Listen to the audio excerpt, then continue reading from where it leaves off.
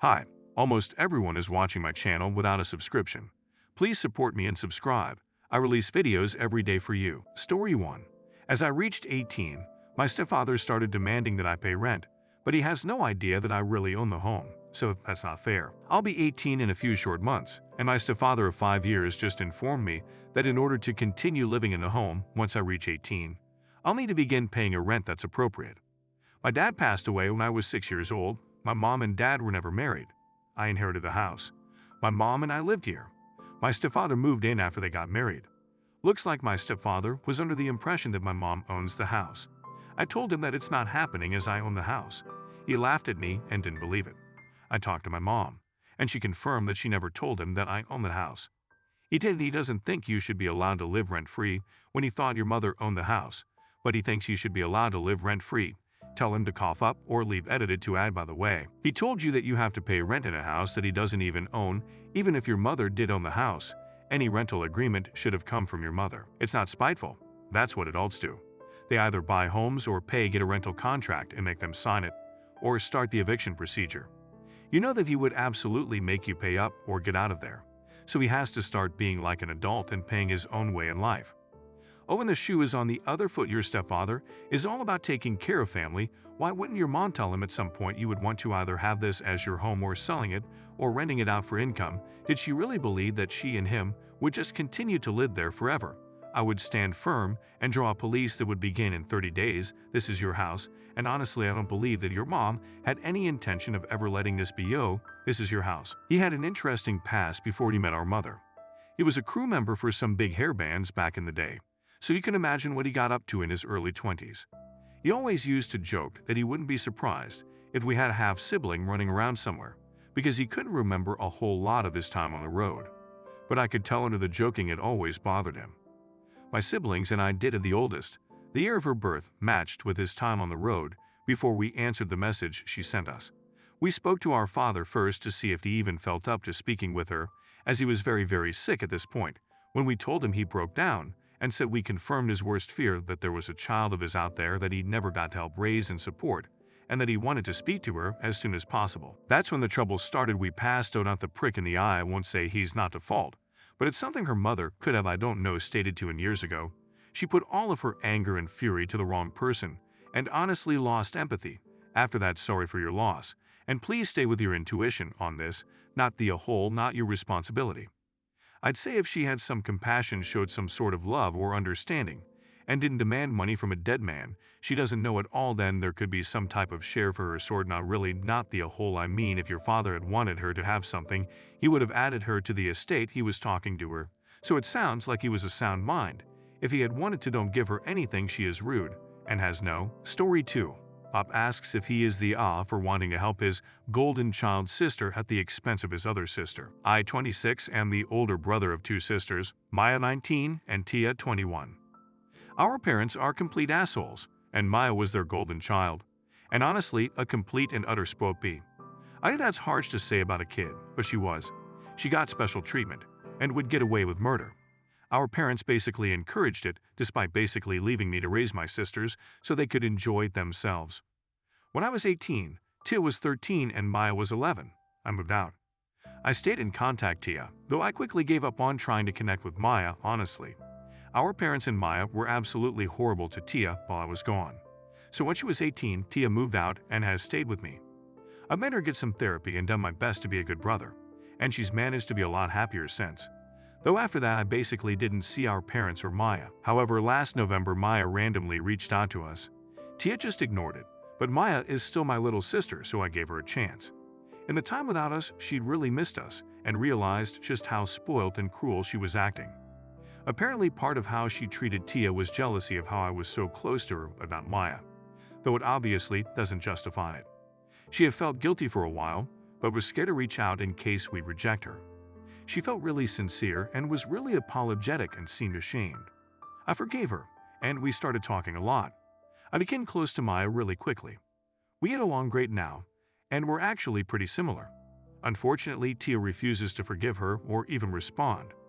I think she's being a little unfair, but I understand how she feels. From talking, I noticed that Maya seems to be having a hard time at home. She wasn't going to say anything but ended up spilling when I pressed her.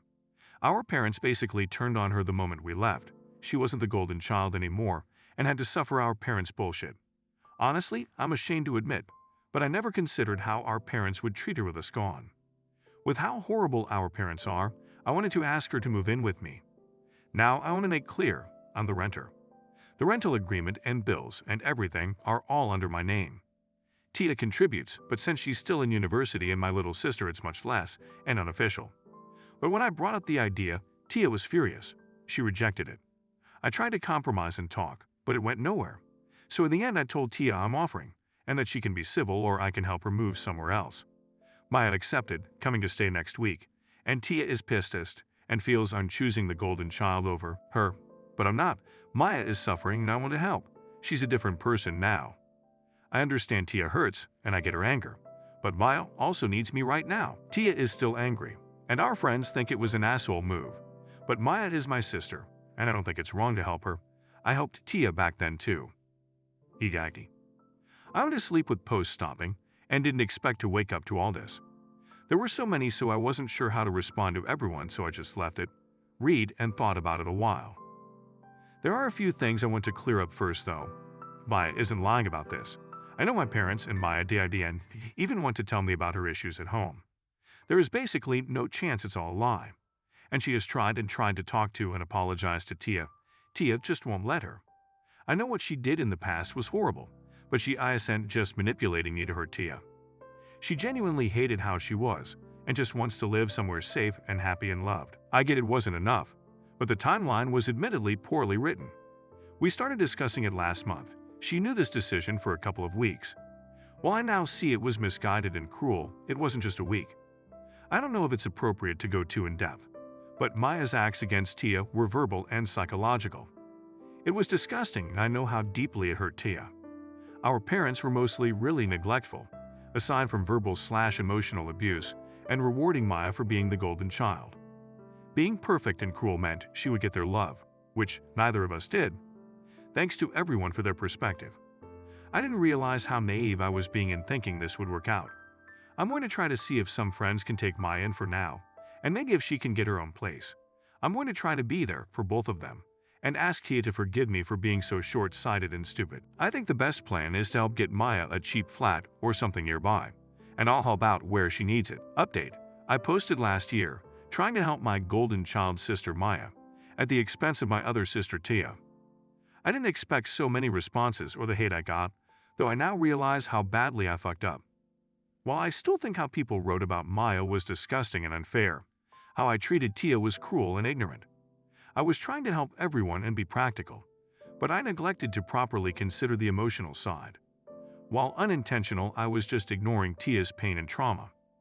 The responses were a wake-up call, and I realized I was just going to ruin everything. While it wasn't meant that way, it would just hurt Tia and ruin our relationship. I managed to convince some friends to let Maya stay with them and look for a place. Currently, Tia still lives with me, while I found a cheap one-bedroom for Maya. It's been rough financially, but I managed to get everything my sisters need. A few sacrifices don't matter compared to them. Maya needed help adjusting and learning to be independent, so I did have to focus on her initially. And Tia absolutely hated me giving her any attention, so it was extremely difficult at first. But it got a lot better as Maya adjusted and grew more independent, and I could balance my time better. It's not perfect, but we've gotten into a rhythm the best we can. Maya has grown a lot and can mostly live by herself now, though I obviously still help. Therapy has really helped her, and she's made a lot of friends at university.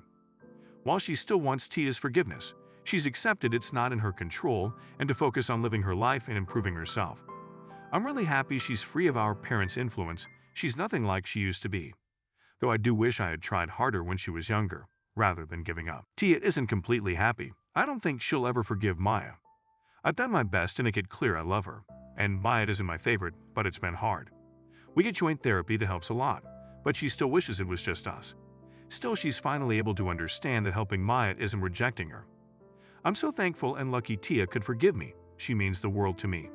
I never intended to hurt her, though I clearly completely fucked up my approach. We basically just avoid the Maya situation, and I've managed to get back to normal. She's such a strong woman. I'm honestly so proud of her, and so ashamed of how short-sighted I was. As selfish as it is, a part of me will always wish Tia could forgive her. But I know that's impossible and selfish. I don't think Tia will ever fully accept that Maya is a part of my life. The most I'll get is Tia and Maya being in one building for my wedding. But honestly, that's enough for me. They're both victims of our parents, so I'm just glad they can both be happy and free. While it's not a fairy tale ending, everything is going well. I'm glad I posted and was able to fix my horrible mistake. Story 3. Goab finds out that her boyfriend has been calling her by his ex-girlfriend's name for years. So I, F24, met my Bev, I'm 25, in college, where we pretty much immediately hit it off.